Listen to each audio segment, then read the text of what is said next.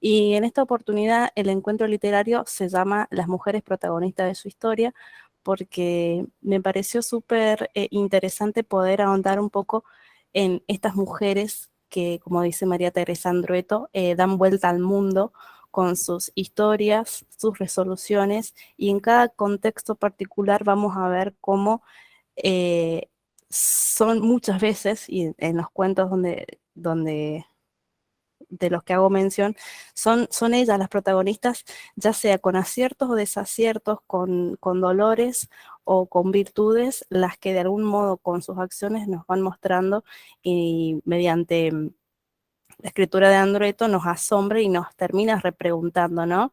¿Qué pasó con esto? ¿Qué sucedió finalmente? ¿No?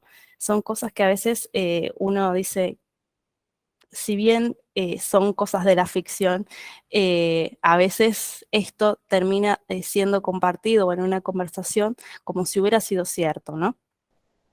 Bueno, dime qué piensas hacer con tu única salvaje preciosa vida, es el epígrafe del libro de María Teresa Andrueto. No a mucha gente le gusta esta tranquilidad, y en él están los tres cuentos donde vamos a mencionar a más de tres mujeres, eh, y un poco el epígrafe viene a colación y va a conversar en toda la obra, ¿no? Pero particularmente va a ir conversando con cada uno de los personajes que voy a ir haciendo mención a lo largo del encuentro, porque en realidad plantea eso, ¿no? Le pregunta esta pregunta sirve no solamente para los protagonistas, sino para uno como lector, y que interpreta y que juega y que piensa y que se anticipa a las cuestiones que van suscitando en cada una de las situaciones que menciona Andrueto. Mujeres salvajes, mujeres que se animan a todo, mujeres que hacen esos viajes inciertos, ¿no? Mujeres que tal vez viajan con silencio, omitiendo cuestiones de la vida, pero que de algún modo siguen estando, ¿no? Aceptando, resignándose. Este libro, el de María Teresa Andrueto, es el segundo libro de cuentos donde, bueno, lo que ella intenta, ¿no? Es decir, bueno, no todas las cosas que cuento son verdad, no todo lo que cuento me pasó a mí o le pasó a mi familia, sino que ella va diciendo que, bueno, hay un poco de lo que ha escuchado, de lo que ha experimentado a lo largo de su, de su historia como maestra, como madre, como como guerrera en esto de que tuvo que vivir en una Argentina y teniendo unos padres italianos que se vienen a la Argentina, y bueno, ella con toda su cuestión de estar exiliada en el país, en Argentina, digamos, ¿no? Pero bueno, un poco eso se ve en la obra, y en algunos de los cuentos sí se ve esto de la dictadura, pero básicamente en los tres cuentos que tocamos, no, pero sí en el primero vamos a ver que vamos a estar en la época del 74, donde hay un contexto donde, bueno, la Argentina está mirando un poco lo que sucede por fuera, y bueno, menciona lo que es una de las elecciones en Francia. Y el otro cuento del que vamos a hacer mención, en el anterior encuentro de octubre del año pasado mencionamos a Selén, pero lo traigo a colación también porque me pareció que en algún punto las mujeres que aparecen en Selén, tanto Selén como Luisa, se unen con estas características y estas mujeres que van a estar en no a mucha gente le gusta esta tranquilidad. Selén es un libro nuevo, ¿no? Hace muy poquito, o sea, 2020. Hay un marco de diferencias, pero en definitiva las mujeres de Andrueto son estas, las que les voy a presentar. La primera de ellas, que está dentro del libro, no a mucha gente le gusta esta tranquilidad, es Gina. Como ven, Gina tiene tiene cuestiones particulares, pero lo que les quiero mencionar respecto a esto, a este cuento, es que el autor en cada una de sus inicios, en cada uno de sus cuentos, va a ir provocando en el lector o anticipándonos un poco en lo que es los epígrafes. Los epígrafes después uno se pone a releerlos y volver a leer el cuento, conversan con esta situación que nos va a presentar en cada uno de los relatos. El primero de ellos, que está al iniciar Gina, dice: dejo mucho afuera cuando digo la verdad. Lo mismo pasa cuando escribo una historia. Voy a empezar ahora a contarte qué es lo que he dejado afuera de la cosecha y quizás empiece a preguntarme por qué tuve que dejarlo afuera. A mi Hempel. Muchas de las autoras de las que saca algunas frases, Andrueto, son todas mujeres, ¿sí? Y es increíble cómo el poder de esta síntesis de otra obra y de otra autora viene a jugar un poco con lo que es este cuento, ¿no? Gina es una italiana, una exiliada italiana que viene en la Argentina después de la Segunda Guerra Mundial, y viene a la casa de esta narradora, ¿sí? De esta voz que nos va a contar el cuento. ¿Por qué les digo esta narradora? Porque no sabemos el nombre. El cuento empieza un poco así, les leo un poquito para que entiendan de que no vamos a saber el nombre, ni tampoco es nuestra Teresa, la Teresa Andrueto, sino que puede ser una María, puede ser una Florencia, puede ser una Esther, ¿sí? Y particularmente sucede algo con esta muchacha, ¿no? Esta muchacha que de pronto va a terminar incomodando a Gina, y a lo largo del texto vamos a ver cómo Gina menciona y le termina diciendo a la madre de esta narradora que no es una chica fácil de llevar, le va a traer problemas, ¿no? Y la conocemos un poco comenzando la historia así. Dice: llegaba a casa los domingos, a veces ya borracha, y si no se emborrachaba ahí, con nosotros, antes del almuerzo o en la sobremesa, cuando mi papá se había ido a dormir la siesta y mi madre o yo lavábamos los platos. Era enfermera en un consultorio médico, pero también trabajaba a domicilio. Iba en moto, con frío o calor, con su caja de inyecciones que ponía al fuego directo como se estilaba entonces. Eso es un poco de cómo vamos a empezar a conocer a Gina y de esta narradora que nos va a ir contando de Gina.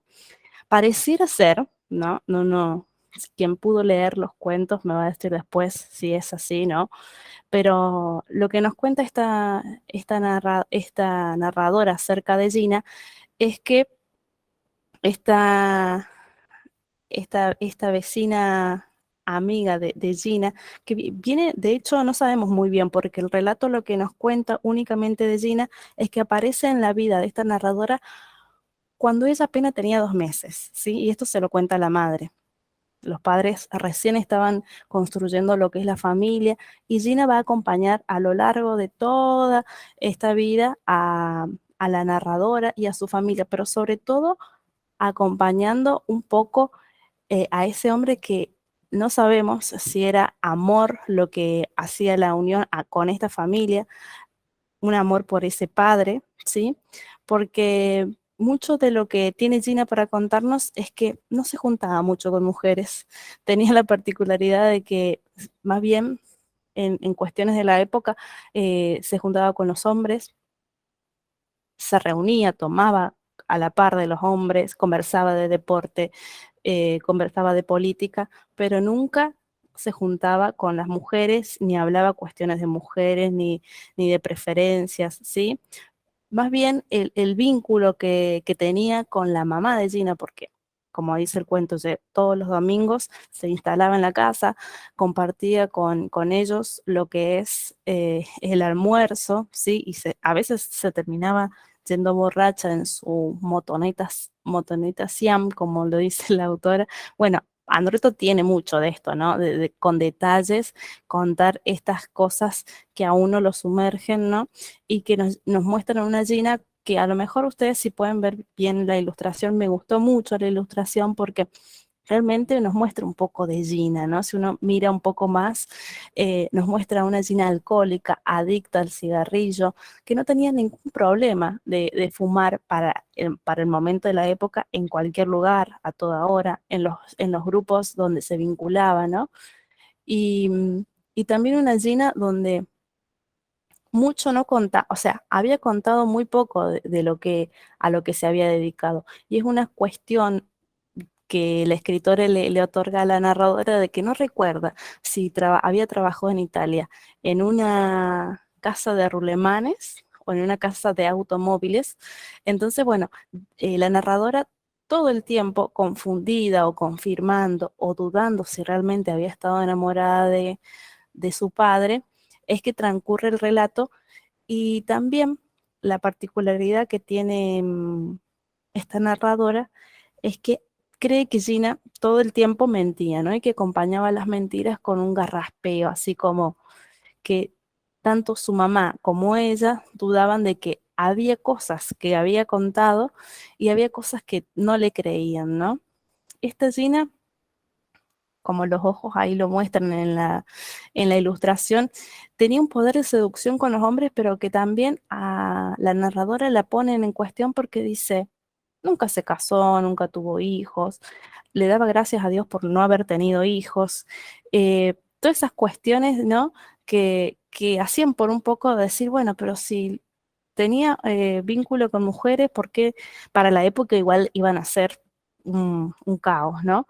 Pero todos los amores que había tenido Gina, hombres de mayor edad, de menor edad, eran todos totalmente convencidos de que era una buena mujer, ¿no? Pero bueno, era como que ella es la que siempre ponía palos en la rueda para no prosperar con ninguno. No, no así con la relación que tenía con toda la familia, ¿no? Con esta narradora, con Nora, con la mamá, que la mamá va a terminar siendo una especie de sirvienta. Así lo menciona la hija, que dice, bueno, que una tarde de domingo volviendo de ir al cine, lo que sucede es que la madre muy, muy simpática le está por servir gancia, vermut, ¿no? A lo que ella dice, no, mejor me guardo la botella y me la llevo. Esta cuestión de querer a veces, ¿no? Pensar que la sensación con el vino, con el vínculo con el vino, con el gancia, con lo que sea y con el cigarrillo, ¿no? Esta necesidad de poder, ¿no? Mostrar algo que tal vez al, a través le permitía estar siguiendo, estar en ese momento, ¿no? Porque recordemos que esta Gina, así como Estefano, que no sé si ustedes se recuerdan, había venido de Italia, ¿no? Había tenido que saltar el charco y de pronto le habían tenido que suceder un montón de cosas como nos suceden a todas, ¿no? Y había tenido que acudir al cigarrillo, al alcohol, a alguna enfermedad, ¿no? De pronto esta Gina había tenido que pasar por esto, por lo mismo que pasó el Estefano, Estefano, el otro protagonista del cuento que mencionamos en el anterior encuentro, pero que me parece súper interesante cómo la autora va tomando de a poco estas cosas, ¿no? De que exiliada de Italia, Estefano viajó de Italia acá por el hambre y por la miseria que estaba pasando en Italia y por esa madre que hizo el sacrificio. Bueno, un poco Gina viene a esta Argentina, pero no con las ganas o con las intenciones de volver, sino con querer tratar de seguir en esta vida y en esta familia, ¿no? Esta familia que no la tenía, que no era tampoco una familia de sangre, pero que bien trataba de aceptarla y llevarla con estos vicios, ¿no? La manera de llevarla, yo creo que un poco tiene que ver con eso, con la adicción al cigarrillo, al alcohol, la forma de querer mostrar algo que para la época no encajaba, porque de hecho lo que menciona esta, esta narradora es que Gina era lo totalmente eh, distinto a ella, a su madre, a las mujeres de la época, ¿no? De hecho, hay unas descripciones eh, muy, muy características de Andreto, ¿no? Eh, y que, bueno, hacen, por ejemplo, lo opuesto a lo que era Gina, la mamá, a la época, pero que comparte con Estefano, este protagonista del cuento de la edición pasada del encuentro, esto, ¿no? El desgarro, ¿sí? Aquel viaje en barco, la decisión abrupta de romper con todo para venir a Argentina y no poder o no querer regresar ya nunca, ¿no? En este cuento nunca se mencionan las ganas de querer volver por parte de ella. Si bien estamos conociendo el relato de la narradora, lo que vamos a ver es cómo tanto el desgarro de volver, de venirse exiliada de Italia, pero también el desamor, ¿no? Ese amor que no es con el padre de la narradora, y lo vamos a ver también cuando este hombre fallece. Había unas anticipaciones por parte de la narradora que se perdía, cada vez que el padre se enfermaba se perdía, entonces bueno, de a poco nos vamos encontrando con que el final, ante la enfermedad y el fallecimiento del padre de la narradora, la madre y la narradora van hasta la casa de Gina y la encuentran en una situación de abandono total, ebria, ¿no? Em, Perdida, ¿sí? Sin posibilidades de hablar porque tenía la lengua que emanaba alcohol todo el tiempo, y ante esa hospitalidad que tenía la mamá y querer que se recompusiera y que pudiera hablar y que pudieran de algún modo saber qué le pasaba, las dos, después de una situación de enojo, de furia, las dos pueden terminar abrazándose y llorando, ¿no? Y creo que esa situación es la que a veces a todos nos dice, bueno, sí, estaba enamorada del padre, pero yo creo que más allá de qué tipo de amor tenía, creo que estaba aceptando el dolor, la pérdida de un italiano como ella, ¿no? Que se había ido de pronto y que de algún modo era el único que le quedaba, la única persona con la que se podía identificar, ¿no? Este padre, eh, esposo de Nora, pero muy amigo, muy cercano de ella. Bueno, en estas cuestiones que más allá de que sabemos de que había un desamor por parte de Gina, vemos cómo la autora todo el tiempo va poniendo a esta Gina por sobre lo opuesto a la mamá y a Nora, perdón, y a la narradora, ¿no? Como esta Gina con todas sus adicciones, con este viaje de Italia a la Argentina, eh, la ponen acá, en este escenario, pero dando batalla, porque a pesar de que seguía con con esta adicción, con esta cuestión o esta actitud avasallante todo el tiempo, como lo menciona la narradora, seguía, ¿no? Seguía en esta situación, acompañaba. De hecho, había muchas situaciones porque era como que el oficio también de esta Gina, ser enfermera y a la vez tener esta actitud, ¿no? Ser adicta y acompañar a muchas mujeres, porque Gina era madrina de muchos niños que había acompañado a que nacieran, ¿no? Entonces, una de las cosas que nos dice la narradora de esta Gina es que, ¿cómo podía ser que una mujer así pudiera tener tantos ahijados, ¿no? ¿Cómo estas cosas o estas cuestiones de cuidado y de amor terminaban vinculándose con ella que por fuera de la profesión era así, ¿no? Vivía borracha, terminaba en su casa o en su domicilio, que también el domicilio, digamos, la habitación que alquilaba, que era muy precaria, que era fuera del pueblo, eh, era esa la realidad en la que estaba en soledad, con esa dama Juana de vino, con ese vermut y con dos o tres cosas en la heladera. em, Eso era lo característico de Gina, ¿no? Muy distinta a Nora y a la madre, y a veces es un poco a lo que vamos diciendo, ¿no? Eh, Cómo estas mujeres protagonistas a veces no le gustan la tranquilidad. De hecho, creo que esta Gina está muy bien plantada en este libro y en el título sobre todo, ¿no? A esta gente no le gustaba la tranquilidad. De hecho, creo que Gina puede sortear y puede manifestar o puede de alguna manera eh, manifestar un poco lo que sentía con esta pérdida, ¿no? De este desamor o este compañero, pero tampoco queremos estrujarla a la obra y decir, bueno, Gina era así, ¿no?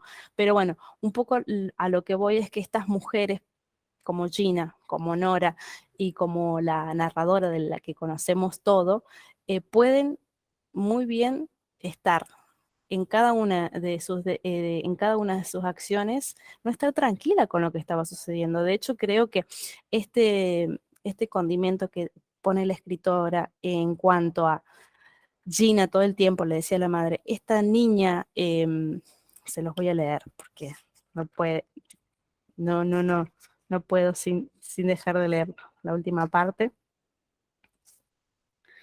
Gina intentaba acariciarla, se levantó, se alisó el vestido lila y gris, vestido de medio luto, se acomodó el pelo y se puso los anteojos de sol para que nadie viera sus ojos hinchados. Entonces me dio la mano. Vamos, hijita. Cuando atravesamos la puerta, Gina dijo, tenga cuidado con esa chica, Nora, le va a traer disgusto. Y así fue. Así fue que esta narradora nos trae un poco lo que pasa con Gina y con esta llegada a la familia que de algún modo sacude, eh, mueve la estantería y esto de la tranquilidad o no le gusta la tranquilidad, creo que es muy, da respuestas a la conducta de Gina, ¿no? No a mucha gente le gusta esa tranquilidad, yo creo que por un lado a Gina no le gusta esta tranquilidad, pero mucho menos creo que le pueda llegar, le haya gustado a la narradora y a la que hoy nos cuenta este relato. Eso por un lado con Gina. Por otro lado, vamos a tomar a las mujeres, no a mucha gente le gusta esta tranquilidad.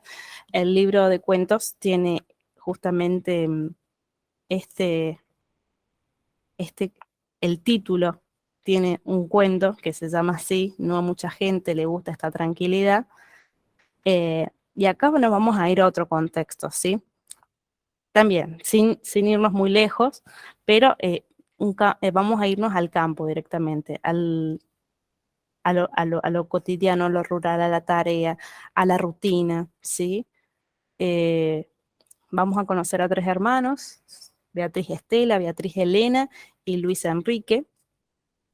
Sí, y también particularmente este cuento también tiene otro epígrafe que es tomado, de hecho, el título del libro también es tomado de una frase de, de otro autor y que dice, aquí es muy tranquilo, nunca pasa demasiado.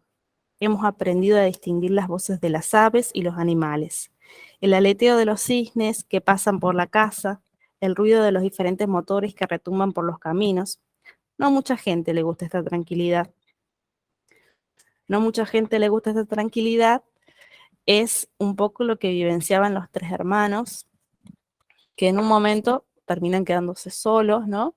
Terminan quedándose solos cuidando, custodiando las tierras que los padres dejaron, ¿sí? Y donde vamos a ver que, bueno, la rutina del campo, todos los días cuidamos los animales, los llevamos, los traemos, pero en algún momento esta descendencia empieza de a poco dándole una enfermedad a Beatriz Elena, ¿sí? Eh, se enferma, la cuida Beatriz Estela, como es la costumbre, ¿no? Y el otro hermano, Luis Enrique, se queda en la casa, en el campo.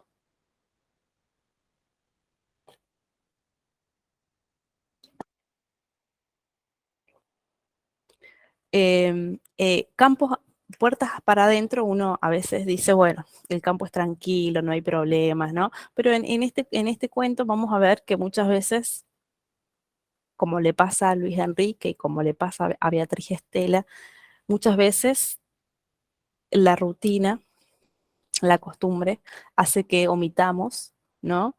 Y de pronto nos encontremos con esta historia, ¿sí? Que más allá de que decimos, bueno, no va a pasar mucho, pero bueno, acá nos encontramos con una situación donde también las mujeres, las hermanas, después de la muerte del padre, lo que hacen es cuidar al único hijo varón que va a seguir haciendo la tarea todos los días en el campo, que va a velar por nosotros, ¿no? Y que de algún modo es este hombre el que mucho no cuestiona, mucho no habla de las emociones o de lo que pase, no lo habla y tampoco va a hablar, ¿no? si me pongo a pensar un poco en esta situación de los tres hermanos herederos de un campo, cuidándolos, hay un poco una cuestión insectuosa, pero no lo quiero llevar para el lado psicológico, sino para lo que uno por ahí va hilando, las preguntas que le van quedando después de leer un libro, y no tanto desde la rama de la psicología. Pese a todo ello, Beatriz Estela había soñado muchas noches con el muchacho. Soñaba que volvía a buscarla vestido de soldado y se la llevaba a tropezones por el campo. Pero después, con los años, aunque su padre ya no estaba, también los sueños se diluyeron. Beatriz Estela y ninguno de los tres había podido hacer pareja, ¿sí? Pero poco a poco vamos a conocer, después que fallece Beatriz Elena, Beatriz Estela le escribe una carta a una prima que vivía muy lejos, que no fue al velorio, que por esas cuestiones y por la costumbre no se iba a incomodar una persona que estuviera tan lejos para venir al campo. Pero poco a poco en esa carta que está llena de resignación, de búsqueda, ¿no? De cómo de pronto encontrar como que nada pasó, bueno, falleció, pero sigo con mi tarea, hay muchas cosas para hacer en el campo, es lo que ella le menciona a la prima, y vamos a conocer, ¿no? Cómo poco a poco también hay un desamor en este cuento, pero no el de Beatriz Estela, sino el de Beatriz Elena. Este, uno cuando empieza a leer el cuento, vamos a ver que en realidad hay muchas cuestiones de lo religioso, que tienen que ver con esto de posicionar costumbres, tradiciones, ¿no? Van a acompañar este cuento porque esta familia estaba muy arraigada a lo que es eh, en cuanto a las costumbres religiosas y de la época, que si no había descendencia, toda esa herencia, de hecho el cuento así lo menciona, em, va a hacer que esa herencia termine siendo para la iglesia, ¿no? De hecho, así lo había estipulado el padre de los tres hermanos, y es por eso que vamos a ver de pronto en esa carta llena de resignación, viendo que solamente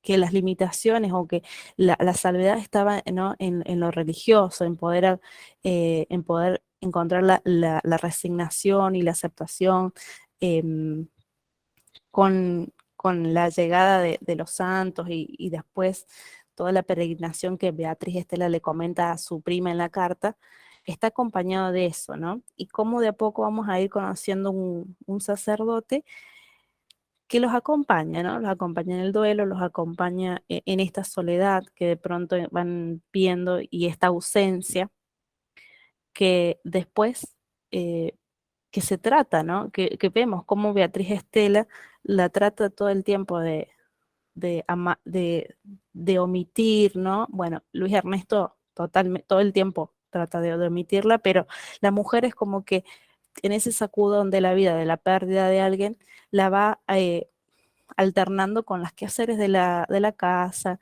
con los pensamientos, con la memoria y con los recuerdos, porque es a través de eso que vamos viendo o de pequeñas cositas, ¿no? Que tampoco la escritora nos va a hablar de un amor, ¿sí? Pero sí con metáforas, y cuando se acuerda Beatriz Estela de lo que había sucedido un día, vemos que en realidad Beatriz Elena había tenido un romance con este cura, con el cura Pedro. El cielo está imposible de celeste, intenso como el verde de los sembrados. De vez en cuando cruzan bandurrias. Esta es una metáfora que al toque la escritora coloca después de este cruce de miradas, de encuentro que hubo entre Beatriz y Elena la primera vez que se conocen con el padre, y que también yo sospecho que Beatriz Estela también lo conocía, ¿no? De hecho, creo que las últimas conversaciones y la última conversación con la que termina el cuento es eso, de querer hablar con mi hermano de lo que mi hermana había tenido con mi, con el cura, con el sacerdote, pero para los ojos de Luis Ernesto esto era imposible, porque el sacerdote era el sacerdote, eh, el padre no era más que el padre, el religioso, y para Beatriz Estelas eso era mucho más, el pensamiento que tenía el padre era mucho más abierto porque había esa amistad había tenido esa amistad con la hermana, pero también había habido una situación muy particular, ¿no? Que se las quiero, dos, tres renglones son lo que les decía. La última conversación que tienen, que omite Luis Ernesto por completo, que la hermana se podía referir a eso, la hermana termina callando lo que en realidad para todas las mujeres que podemos haber leído esto y para todos, digamos, quien haya leído este cuento, de alguna manera la conversación que quedó pendiente y con la que termina el cuento es esa historia que tuvo Beatriz Elena con el cura, ¿no? Que tengas buenas noches, dijo él, diciendo a Luis Ernesto. Buenas noches, dijo ella. ¿Vas a necesitar algo? Preguntó él. No, no creo, dijo ella. Bueno, hasta mañana entonces, dijo él. Hasta mañana, dijo ella. Que descanses. Él dio unos pasos hacia la habitación contigua. Ella dijo todavía, Luis Ernesto. Él se volvió justo ahí en la puerta. Sí, no, nada. Iba a comentarte sobre los pollos, los pollitos. Mejor hablamos mañana. Hasta mañana entonces. Eso es un poco la conversación con la que finaliza el cuento, pero que dentro de la omisión de Beatriz Estela y de Luis Ernest, de Beatriz Estela sobre todo, porque creo que la iniciativa de querer conversar era de ella, porque en todo el relato es como que necesita por algún lado decir, ¿no? Lo que pasó, cómo vamos a seguir adelante. En algún momento esto se lo manifiesta a Luis Ernesto y bueno, Luis Ernesto acude a, como siempre, ¿no? Como siempre ha pasado, falleció uno, seguimos así, falleció el otro, ¿no? Esta cuestión del hombre que a veces la que termina queriendo mover el abanico, queriendo abrir las cuestiones para hablar, para sentir o para ver qué pasó, son en este caso de la mujer. Beatriz Helena, Beatriz Estela todo el tiempo quiere hablar. De hecho, escribe la carta, creo que es un medio que está muy bien pensado por parte de la escritora eh, para que pueda desenvolverse así y que empecemos de a poco viendo qué había pasado, ¿no? Con este desamor o con esta cuestión que obviamente no iba a suceder, o sí sucedió, si nos ponemos a imaginar que hubiera sucedido, ¿no? Pero creo que esta frase o esta metáfora está tan bien puesta después del encuentro entre ellos dos que, que me parece que también hay una cuestión ahí sí, totalmente de costumbre, de tradición.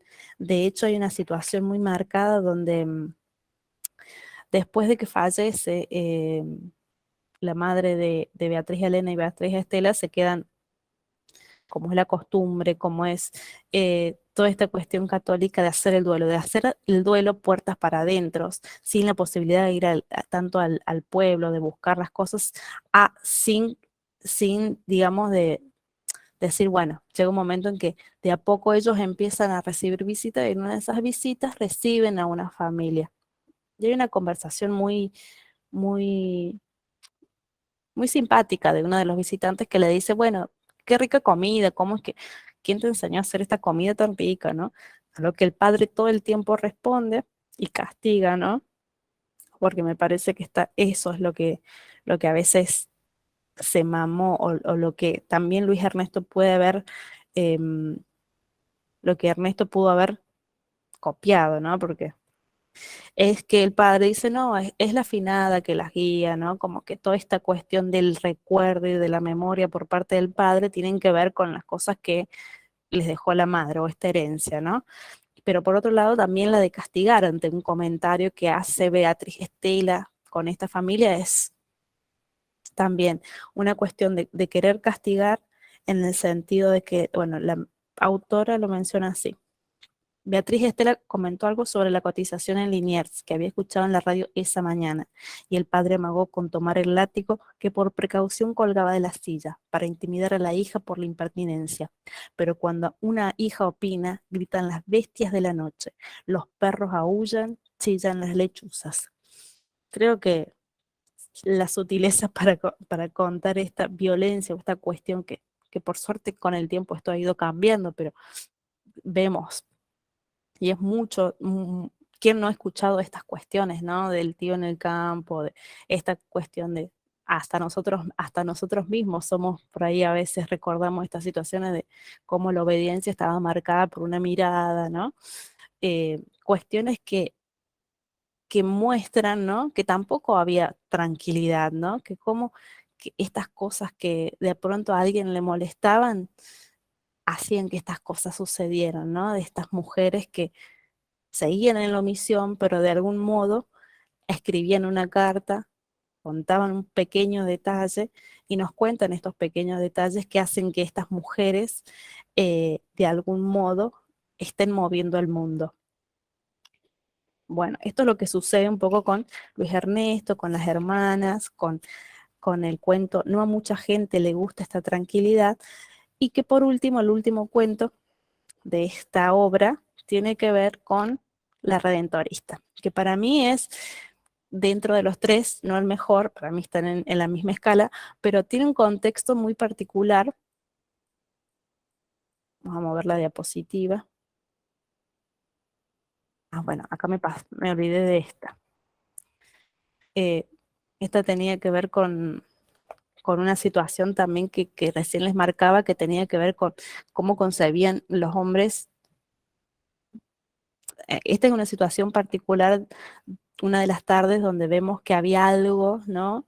Que pintaba para romance entre Beatriz Helena y el cura Pedro, ¿sí? Y en una situación muy particular, Luis Ernesto responde que la que siempre provocaba el padre era Luis Helena, ¿no?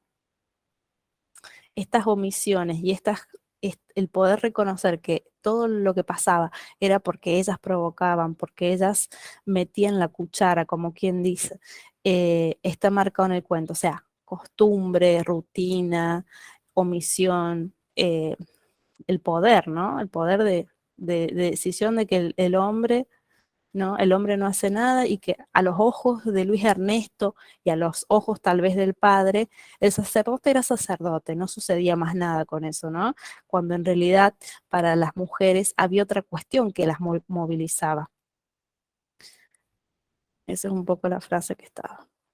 Y volviendo a la obra en general, La Redentorista es otro de los cuentos, y creo que es uno de los contextos a veces que si uno se pone a pensar es el más, mucha parodia. Si lo tuviera que llevar a una obra de teatro sería muy gracioso, porque la historia sucede en un duelo, ¿no? En el duelo de una mujer ya anciana, que parece que había estado mucho tiempo enferma, y donde quien levanta la voz y se acuerda de que ella había pedido en vida que le rezaran, que le dieran una bendición, que algo de la religión o de lo católico estuviera, es la nuera. Y en base a eso es que muy bien Andrueto empieza, ¿no? Desde alguna de las herramientas y desde la religión, desde el santo de la suegra, que después lo vamos a ver, puede de algún modo interactuar. Este duelo que parecía algo que iba a terminar rápido, ¿no?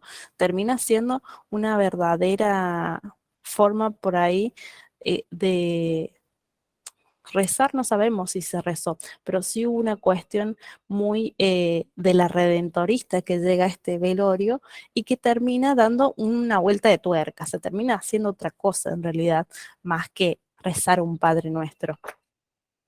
Y también este cuento también tiene un epígrafe que va a jugar mucho, ¿no? Con esto de lo que las personas siempre manifiestan antes de querer fallecer y en realidad después se hace lo que se puede, ¿no? Y vemos un poco lo que pasó en este cuento.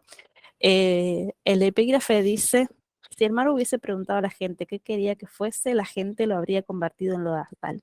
Este es un epígrafe de Isaac Dinese, perdón, y es parte de un cuento de Peter y Rosa. Bueno, como les contaba recién, este, este cuento transcurre en el velorio de la madre de, en el velorio de la madre de Enrique, ¿sí? Quien se acuerda de lo que la madre había pedido era justamente la nuera, ¿no? Que había que traerle una bendición, al menos. Bueno, ya a esta conversación se suma la tía Chichi, que la tía Chichi dice, ¿cómo puede ser que no haya un Padre Nuestro, una bendición, que no haya ni un Cristo colgado detrás, ¿no? Entonces, bueno, es en esta conversación y esta controversia de que no puede ser posible que esta anciana no tenga la bendición. Aparece una de las nueras, una de las amigas de la nuera, que dice que tiene una vecina y que esa vecina tiene una amiga que tiene otra amiga que es una redentorista y que bueno, va a venir, eh, hay que traerle y darle la bendición a la difunta. Pero justamente, claro, justamente no encontraban a nadie porque para mal de todos, esta mujer había fallecido un 4 de enero, entonces decían los curas están de vacaciones, de retiros espirituales. Es muy gracioso en realidad cómo el contexto, ¿no? Porque uno se pone a pensar y se empieza a imaginar de cómo es esa charla, entre medio hay personas esta tía Chichi es tanto el enojo que tiene que se que se desvanece, ¿no? Había 40 grados, hacía mucho, mucho calor.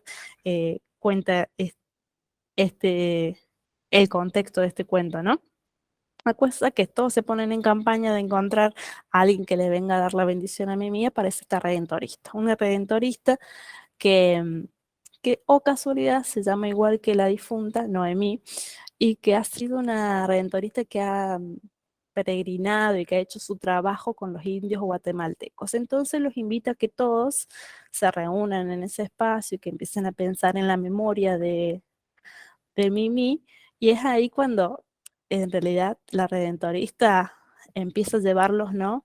Por querer recordar a esta dulce Noemí, pero al que nadie de los que estaban presentes entendió o le daba, de algún modo, bueno, llegó la redentorista que le dé la bendición, el resto de los que estaban presentes como que se sacaron el lazo del cuello, bueno, que haga lo suyo la redentorista, pero en realidad lo que la redentorista viene a hacer es de algún modo em, a mover todas esas estructuras que se pensaban, ¿no?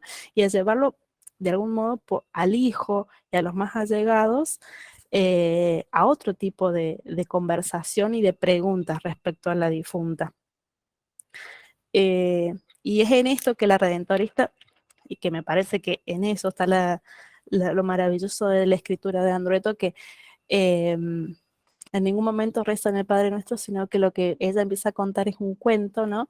Y dicen de que, bueno, a pesar también, justamente por la influencia que había tenido peregrinando con los indios guatemaltecos, lo que sucedía es que ella creía que adelante va el pasado y lo que se veía adelante eran las espaldas de Mimi y por detrás estaba el futuro. Entonces había que, bueno, a partir de eso, ver cómo era esa Mimi, cómo eran las espaldas de Mimi, qué es lo que había provocado en Mimi y en la gente, cómo había sido el paso de Mimi, ¿no? En la vida. Y bueno, y es ahí que empieza el hijo justamente en un afán de querer recordar y empieza a contar episodios que si bien tienen que ver, pero no era a la profundidad o lo que se refería a la redentorista. Y en el medio de eso, lo que menciona y a lo que suma la escritura de Andreto y la magnífica mano de Andreto es que termina diciendo, bueno, que contándoles a ellos un cuento, ¿no? De cómo es esto de ver a la Noemí bíblica, porque también hace uso de la Noemí bíblica, que después, investigando un poco, es es la santa de las suegras, digamos, ¿no?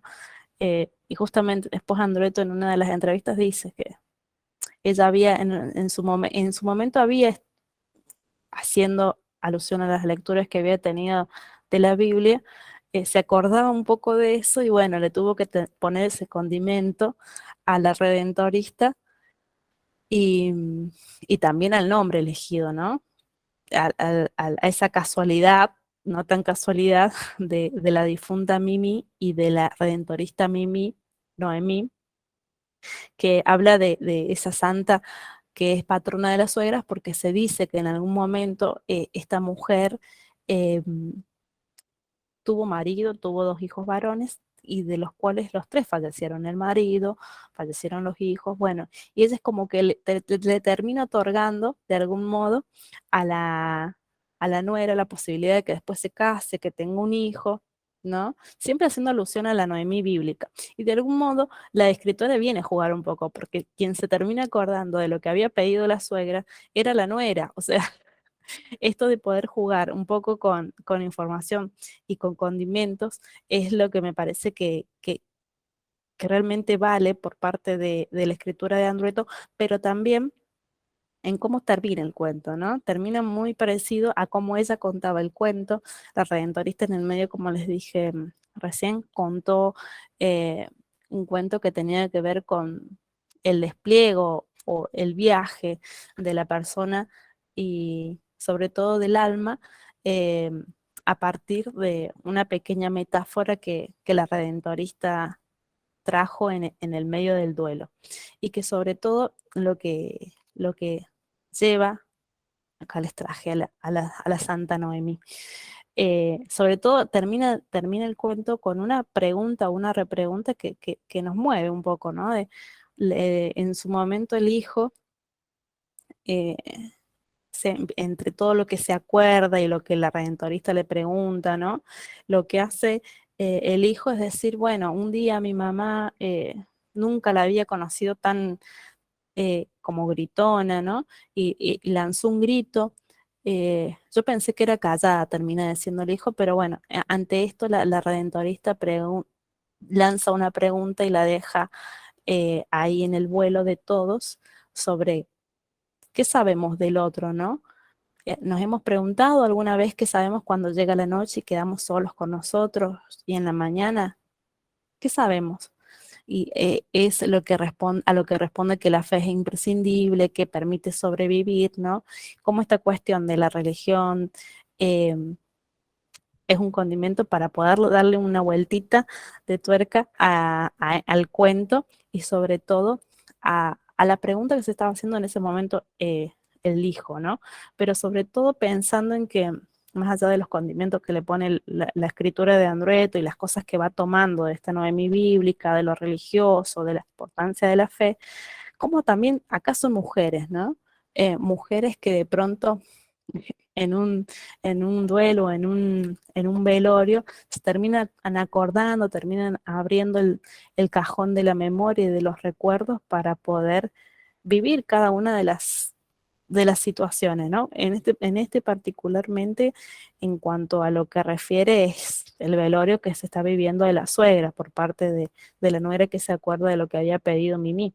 Pero en los otros cuentos vemos cómo esto también está, ¿no? Esto de que la mujer siempre todo el tiempo va hurgando, va escarbando, va haciendo y va actuando y nos permite de algún modo conocer a estas mujeres que las mujeres de Andrueto, que dan vuelta al mundo, ¿no? Porque de algún modo eh, nos llenan de preguntas y si bien estamos hablando de cuentos, esto me parece como que si en algún momento uno lo comentó, lo charló, lo escuchó, ¿no?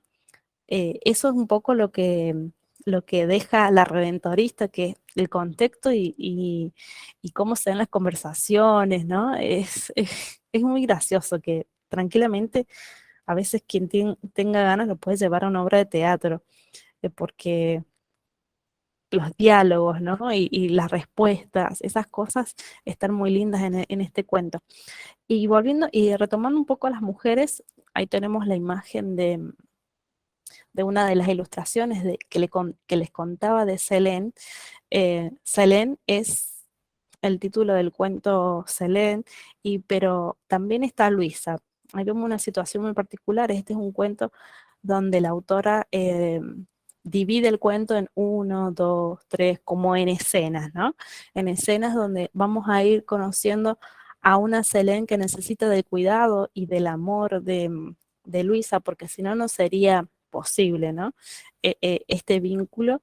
eh, donde también me pareció importante traerlo porque hay una cuestión que es em, no solo de cuidado, de amor, sino una cuestión de poder, a través de cuestiones em, de la riqueza cultural, porque me parece que acá Luisa tiene algo que es de su origen, ¿no? De dónde viene. Vamos conociendo en el relato que Luisa viene de la costa riojana, donde hay una tradición con el Jesús de Greda, ¿no?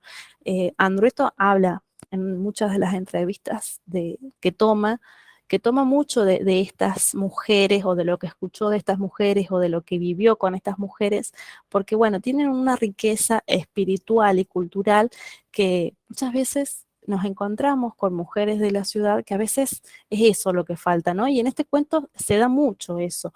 Luisa es una persona totalmente humilde que cuida todos los días de Selene.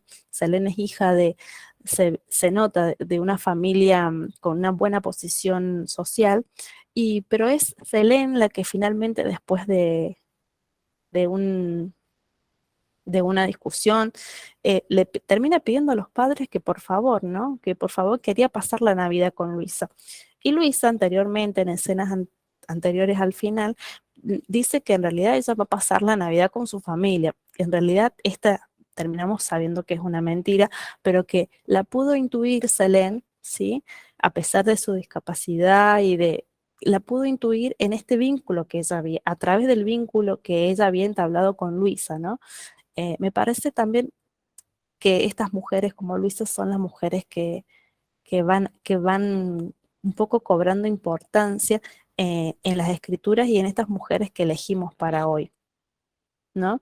Mujeres que de a poco con una característica muy particular como la de Luisa hacen que el cuento tome otro rumbo. ¿Sí? Y que lo vamos a ir viendo a medida que lo vamos leyendo o releyendo, ¿sí? Uno a veces si no presta atención a características o que no casi que pasan desapercibidas, uno no se da cuenta, pero si vuelve a leer, vuelve a buscar y se interroga, puede encontrar un poco de estas características particulares de las mujeres de Andrueto, ¿sí? Todas válidas, todas acertadas, todas aceptadas y que me parece que son muy ricas a la hora de poder armar, ¿no? Como estos itinerarios de mujeres protagonistas y sobre todo para traerlas a los encuentros. María Teresa Andrueto, como les dije yo, si bien ella dice que no todo lo que cuenta es verdad, hay condimentos de, de, de sus escrituras que en algún momento ha sido cosas que ha escuchado, ¿no? Eh, Ella dice que entiende el imaginario como un vuelo bajo que parte de lo real y se eleva un poquito, pero no se aleja demasiado de la experiencia. Hay algo de la experiencia que atraviesa los cuentos, ¿no? A veces algo del paisaje que conozco se mezcla con el recuerdo de alguien de otro contexto. Y eso es un poco este menjunje, este condimento que va poniendo en todos los cuentos, ¿no? Eh, Hay una de las entrevistas que está subida en YouTube que ella dice, eh, le parece muy interesante la posibilidad de disponerse a la escucha, porque a veces de eso suceden cosas maravillosas, y ella dice que en este mismo cuento, en el cuento, en el libro de cuentos, no a mucha gente le gusta esta tranquilidad, hay un cuento que se llama Lecciones de piano, ¿no?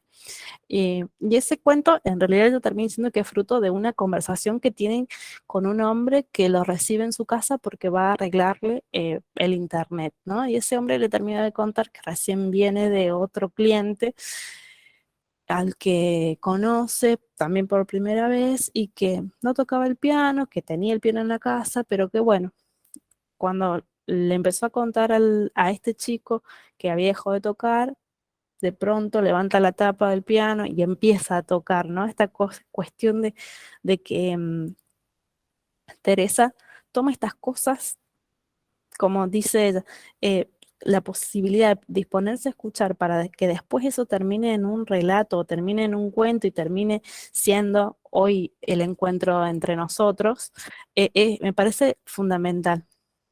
Y eso un poco tiene que ver con la experiencia y con la experiencia que ha vivido tal vez con alguna de estas mujeres, que no sabemos si todas son reales, pero bueno, una puede que sea adicta, pero no necesariamente tenga que venir de Italia, la otra no necesariamente tenga que estar en un velorio para, para saber un poco de quién era ese familiar que había fallecido, ¿no?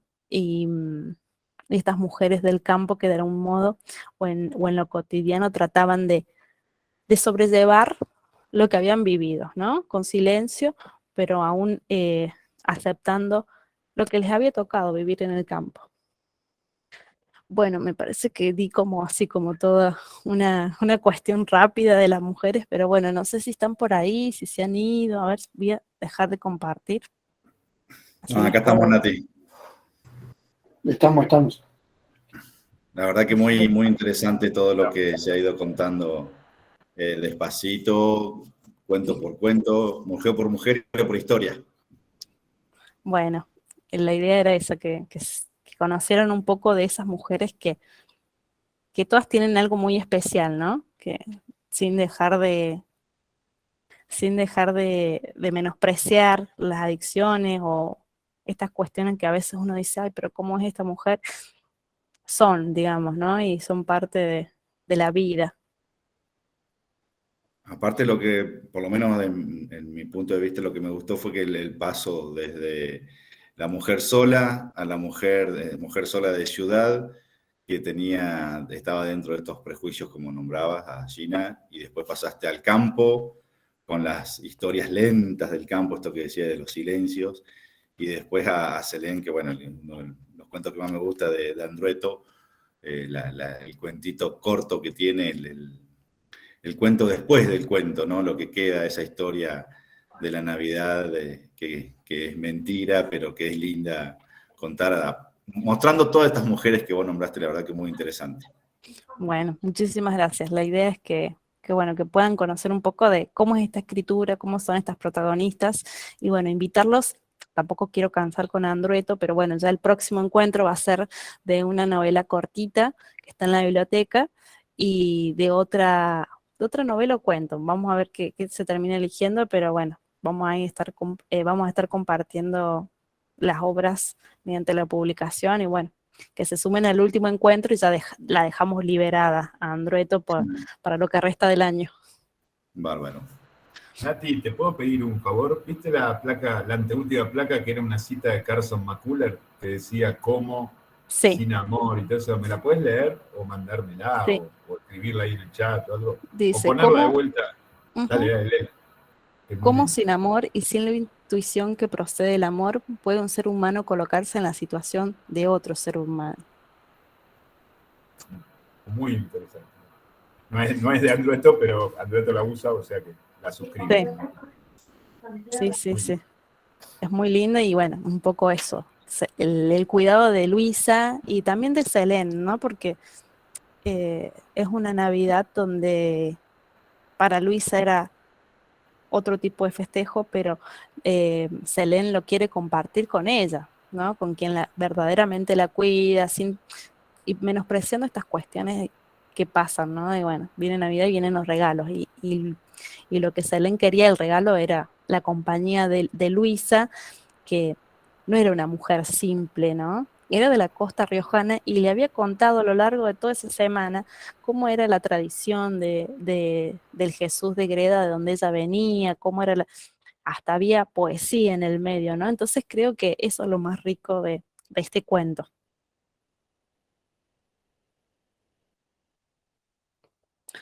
Bueno, no sé si están por ahí los demás lectores, si les gusta Andrueto, quieren compartir algo, les gusta pudieron leer algo de los cuentos, no sé, o quieren que cerremos acá y de pronto nos encontramos el mes que viene con más Andrueto. Creo que abriste una ventana con Andrueto porque, bueno, como venimos dando encuentros literarios sobre escritores internacionales, donde se hicieron películas, y por ahí escritores para más adultos, acá mostraste que el Andrueto no solamente está dentro de un contexto juvenil, sino que también es para grandes. Y estas Sí, historias, estas mujeres como las marcaste y las describiste, nos abre la ventana para conocer otro tipo de literatura y otro tipo de Andrueto también. Sí, sí. Bueno, este es el segundo libro de cuentos que tiene que ver con el público adulto. Conocíamos a la Andrueto, escritora infantil, especialista en literatura infantil y juvenil, pero bueno, tiene muchos de los relatos y muchos de los relatos que están en otro libro que también me gustaría, pero bueno, hay que siempre ir cambiando, así que no se puede, pero si por mí fuera, traería otro libro de los cuentos que es el de Cacerías, que también está muy lindo. Pero bueno, vamos a ver si nos vamos para las La verdad novelas. que muy bueno el encuentro, con toda la información que nos diste. Bueno, me alegro que les haya gustado y que les guste Andrueto como a mí. Bueno, si no hay preguntas, yo doy por cerrada el encuentro de hoy. Bueno, muchísimas gracias a todos por el tiempo, porque es día de semana, son las 7 de la tarde, vino el invierno, así que ya todos a la rutina, para mañana pronto, a despertar temprano. Bueno, Nati, muchísimas Muchas gracias. gracias. Y a todos, porque No, están ahí gracias del a otro lado. ustedes. Gracias, Nati. Gracias a ustedes. Chao, chicos. Chicas. Chao a todos. Cuídense y los esperamos en un próximo encuentro. Ahora el ¿Se sabe la fecha del próximo o no? Sí, sí, Y es el penúltimo mes de julio, para que vea el calendario. Ahí te lo digo. Hasta ahora el próximo encuentro viene siendo el 28 de este mes, la semana que viene. Sí. Que lo vamos a hacer cierto. De Malvinas. Los tres, Alberto Tricarico, Gastón Machado y yo, Lisandro Irazoqui, vamos a hacer sobre Malvinas, y que es el que cierra el mes de junio, y después arrancamos con otros encuentros sobre la literatura. El martes 20 de julio es el último de Andrueto y ya prometo no hablar más de Andrueto, al menos en los encuentros. Tampoco te sientas culpable, está muy bien. No, Andrueto está contenta. No, no está mal, no está mal. Aparte Gastón y Sandro son especialistas en repetir autores. Así que... Por supuesto. Hemos pasado años, de un año al otro, hablando del mismo autor. ¿Por qué no? Siempre hay más para escarbar. Muchas gracias a todos. Borges no es que dice que en la relectura está la gracia. Sí, claro. Totalmente. Ahí está. Totalmente. Así es. Bueno, chicos y chicas, muchas gracias a ustedes.